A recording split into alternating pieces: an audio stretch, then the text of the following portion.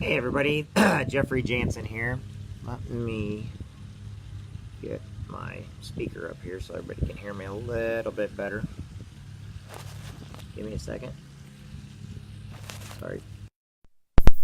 My puffball, which in so that you can hear me better. Today I'm actually, everybody always wonders, one of the best things I love about what I do and where I go, make sure we're still alive, yeah, is I get to do business. Like I said, I work on a lot of stuff in parks and everything. It helps me think. I'm one of those people that I get distracted easy with a lot of things around me. But so if I'm going to get distracted, I want to be distracted with things that I enjoy. Today is Tuesday. It's October 2nd, 2018. Let's get today's motivation started. Today is all about what you do to make yourself better. How can you make yourself better? You know, a lot of times I watch people when they're trying to make themselves better, they're following, people even when they don't have to follow. In other words, you can follow somebody for so long before you get your own ideas. And so they're not happy because they don't know when to break away to do their own thing. And one of the things you got to learn to do is go off on your own. Be your own person. Not because your mentors are not great, not because your teachers are not great, but so that you can come up with your own ideas, your own thought process. You can start getting motivated on your own without having somebody to tell you to get motivated. You can basically set goals by looking around and actually looking at something you truly want to do. Like me personally, I love helping kids. I love helping veterans.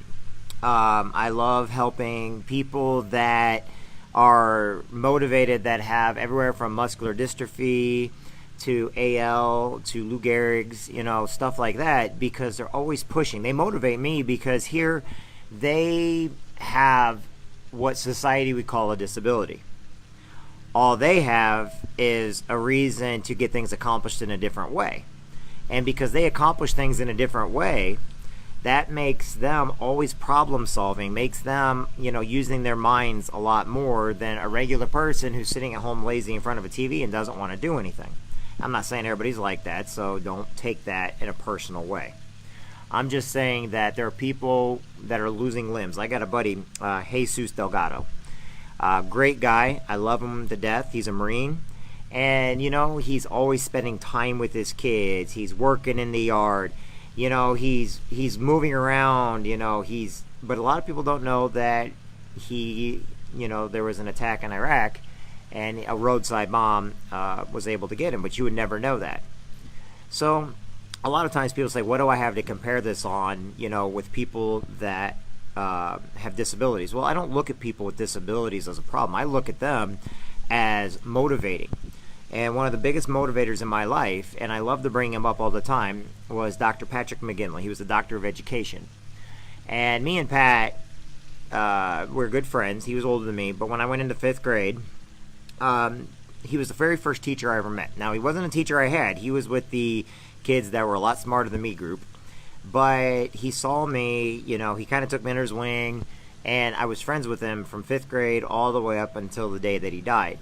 Now, the thing with Pat was he had muscular dystrophy.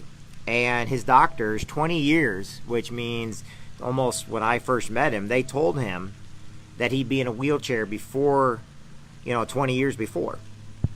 Pat, till his dying day, was never in a wheelchair because he refused to let somebody tell him how his future was going to be. He refused to go by the norms that everybody did. Oh, well, because they told me this, that obviously must be true. So Pat was not just a survivor, he was a motivator. And so instead of going off of the everyday norms that the doctors were telling him, he never once got in a wheelchair. He never once had to be pushed around. He never once relied on anybody. Now, I helped him in the swimming pool with his muscular dystrophy because it helped strengthen him. And a lot of people with muscular dystrophy, because of the degenerative bone condition, it's easier on them when they're in a swimming pool. And so from the time I was in 5th grade all the way up till out of the Marine Corps, out of business, until he died, 2 years ago, I was helping him in the swimming pool, and he was still getting around on his own. And he was just as fast before his dying day that he was when I first met him. meaning he did not let somebody tell him what his future holds. And it was funny because he loved the Boy Scouts. He loved the Boy Scouts probably more than anybody I know. And he was a great person.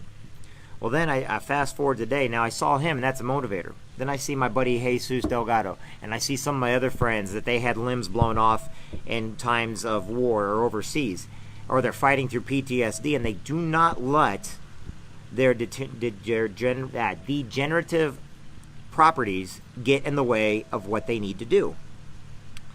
And then I had somebody come up to me and tell me all this negative stuff, or they go against different companies, or they just want to be lazy, or they don't want to help, or they always got an excuse for everything. And to me, it's like, that's fine. I'm glad you got an excuse. But what you need to do is you need to push forward without excuses. So many people nowadays have excuses, yet I watch people that should have an excuse never use that excuse that they have. And to me, they are very motivating. My buddy Andy, his daughter has a condition, and she's in a wheelchair. And it's funny because she does more than most kids her own age, yet she has never once let her condition stop her from doing all the great things kids do. And these people are great because they go out there and every day they live for the day. They live for the moment. They are goals. They have goals. When they set their goals, that means they can't die today. They can't die tomorrow. They can't die a year. They can't die 2 years from now because they have goals. Women with breast cancer that are survivors. Women with ovarian cancer. That's what my mom died of. You know, they fight every single day. My grandpa, he was one of the first fighters I knew. He fought cancer at a time where it was unthinkable to fight cancer, and he fought it for years, okay? He could have let it hurt him, but he had something more in mind. He was not done with his life yet. And a lot of people, they want to be done with their life, but they have so much to live for. Yet people that are not supposed to make it, that are not supposed to be part of the equation, are the ones that are basically leading the packs. And until that day comes where these people are no longer leading the packs and they give up, I'm going to keep being motivated every single day. I'm going to be out there every single day pushing. And these are not people that get on stage and talk to you. These are people in everyday life. Go out there, get the job done. They don't care who they are. They don't care what's going on, and they don't care about your opinion of them. All they care is they've got a goal, they've got to meet it. They got another goal, they got to meet it. They're not done by any means. You need to look at people, and you need to motivate people with PTSD every day. You need to motivate your kids every day. You need to show them to get outside more, to do more. One of the things I love doing when I come outside is I watch the animals, I watch the people. You know, I watch what's going on while I'm doing my work.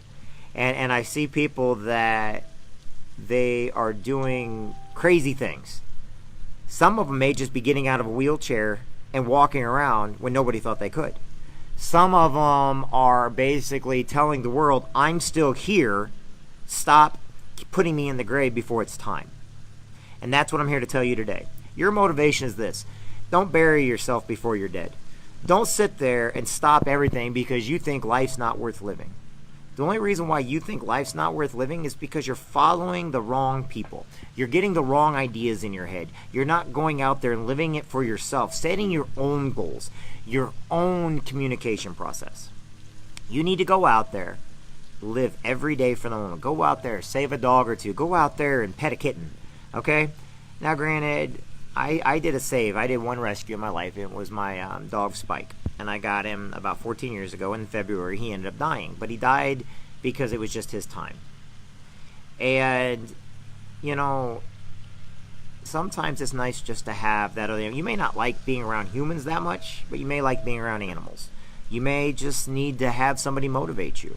Whatever it is, find your niche, find your goal, find your technique. Go out there, be better today than who you were yesterday. Be better tomorrow than who you are today. How can you do that? Be kind to people. Be nice to people. Tell your kids you love them. Tell your kids you're proud of them. Call your aunts, your uncles. Call your sisters, your brothers, or your cousins. Do something unexpected. Do something that scares you. Do something that makes you happy. Do something that makes you sad. Turn off all the sad music. Okay, all it is depressing you. And guess what? That song's not written for you. Why? Because you're alive. You're well. You're here. You're ready to go. And we need you. Every day you matter. So today's advice is this. Set a goal for yourself. Achieve it. You will believe when you achieve. So do just something that you need to do and achieve it. And then do something else and achieve that goal. If you have to start small, start small. It's better to start small than start big where you're never going to reach it. Because you matter, you're important, and that's what you need to know every day. This is today's motivation for you. I hope and pray every one of you is having a great day. I hope you understand that you matter and who you are matters. And you are special. So like I said in my comments on Facebook today and my social media, do you want to be ordinary or do you want to be extraordinary? And sometimes it's only a matter of doing that one extra thing. Taking that one extra step is the difference between ordinary and extraordinary. Saving that one person, being kind to that one person. You may not think you're extraordinary, but if you go out there and you're nice to people, kind to people, say please, say thank you, turn the other cheek, offer the other cheek. You want to know something? You may have just saved somebody's life. You may have saved your own life because now you're extraordinary. Anyway, my friends, I got to get back to work. I got a paper to write, and then I got to meet with the Park District in the Illinois Veterans Home. And I just want you to know you're awesome. So have a great day, everybody. Look forward to hearing from you soon. God bless.